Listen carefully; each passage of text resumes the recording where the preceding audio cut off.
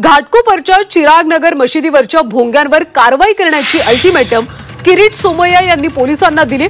चिरागनगर इथल्या मुस्लिम बहुल वसाहतीमध्ये जाऊन सोमय्या यांनी मशिदीची पाहणी केली। यावेळी मोठ्या प्रमाणात मशिदीचे भोंगे आजूबाजूला इमारतीवर लावण्यात आले। हे स्थानिकांनी सोमय्या यांच्या निदर्शनास आणून दिलं। 2 दिवसांपूर्वी सोमय्या यांनी घाटकोपर पोलीस ठाण्यात अनधिकृत भोंग्यांच्या विरोधात निवेदन दिलं होतं। त्यामुळे आता पोलिसांनी 24 तासात कारवाई करावी अशी प्रतिक्रिया किरीट सोमय्या यांनी।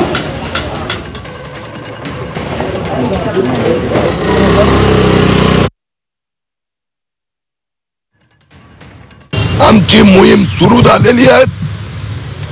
अनधिकृत मस्जिदवरील अनधिकृत भोंगे आणि अनधिकृतरित्या वाजवणं हे चालणार नाही। आपण कारवाईची मागणी करणार। कारवाई म्हणजे मी परवा पोलीस स्टेशनला येऊन गेलो, त्यांनी सांगितलं आमच्याकडे कुठेच नाहीये, कुणाला परमिशन दिली नाही।